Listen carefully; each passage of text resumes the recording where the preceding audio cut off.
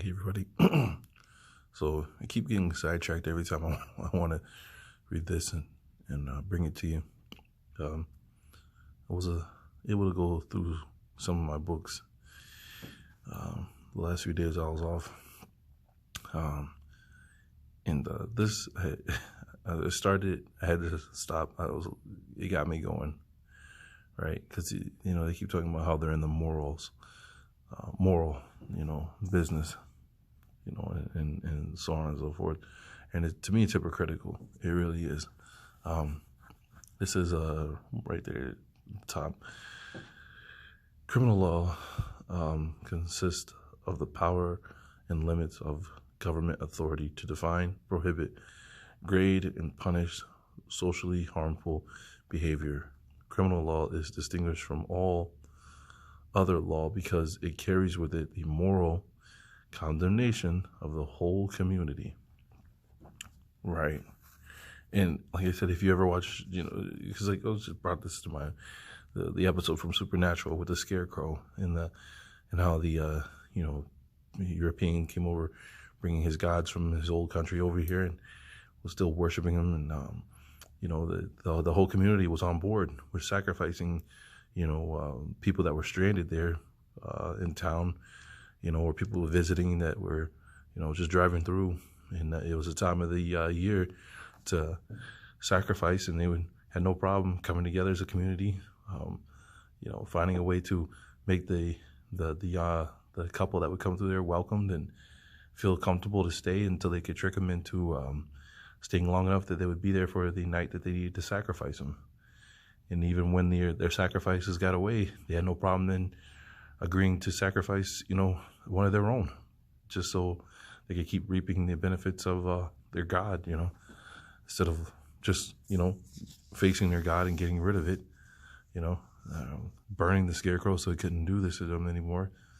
Their moral compass was bent, and I know you're thinking, oh, that's a TV show, but we'll probably, if I sit down, I could probably find something where a community knew some wronggoing was going on, and they still covered it up and was along board with it.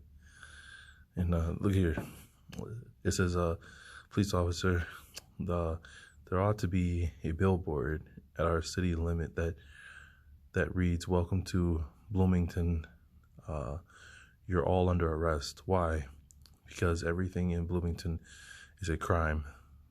But Bloomington is a city in the freest country in the world, in the history of the world. I'm sorry. And here he goes. Look at some of the things they listed here. Throughout our history, we have relied heavily on criminal law to prohibit and punish everything from murder to playing loud music. How is that murder and loud music, would even be classified in the same categories, and it just thinks of those Timmy Peppermint when she was pointing out in her videos that they're trying to make sure that you're you're doing something that's criminal, so they can say that you're a bad person, so on and so forth. I mean, Lord have mercy, they start us out with us claiming a name in all caps, which is an improper name, and they know that it's improper, and it's crazy, right? From your penmanship. It should be from murder, loud music to your penmanship. And then anyways, in California, hoarding overdue library books is punishable by 30 days in jail. In Minnesota, it is a crime to fornicate with a bird.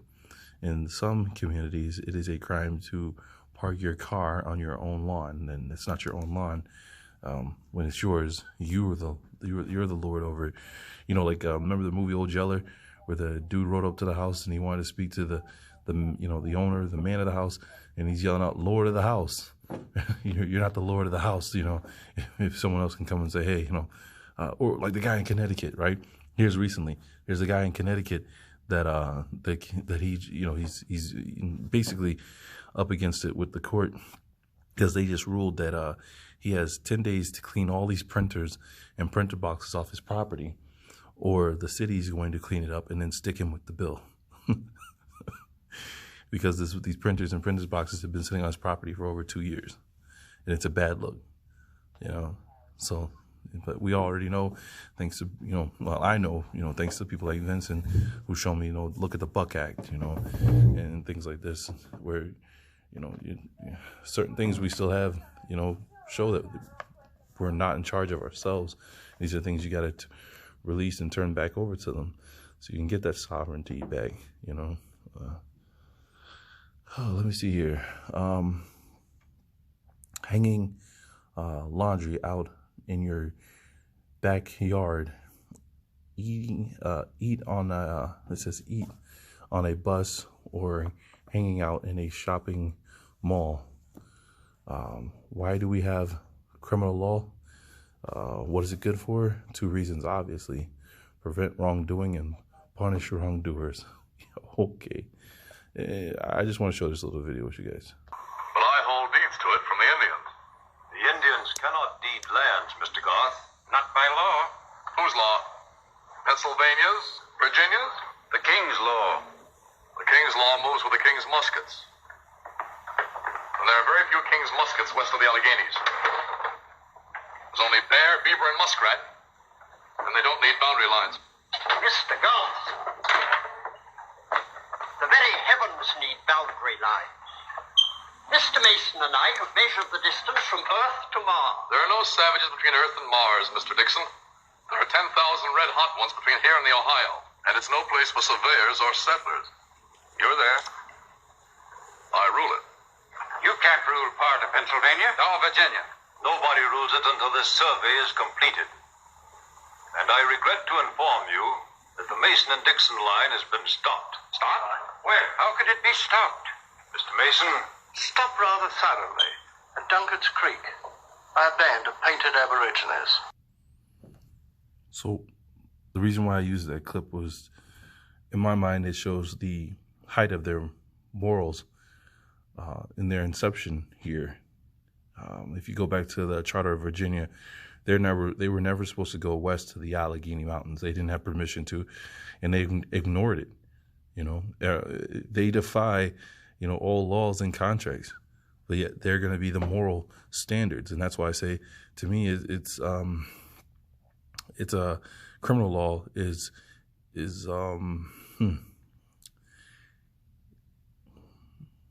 criminal law is hypocritical law. That's how it's, to me, it seems, because they have no right coming up with criminal laws when they're the original criminals. I mean, it was just weird, so I had to stop there. But when we really wrapped up in the whole what's it called, the Babylon's bankers, the stuff's been pretty good. But I'm gonna keep reading this stuff. I want to keep pointing out some of the things I found more interesting whenever I can. I thought this too. Look at this. Unlike civil law, criminal law considers society to be the injured party. Stuff that I just have to stop and think about, because constitutions, is all about the injured person, right? Being able to face the injured in your accuser.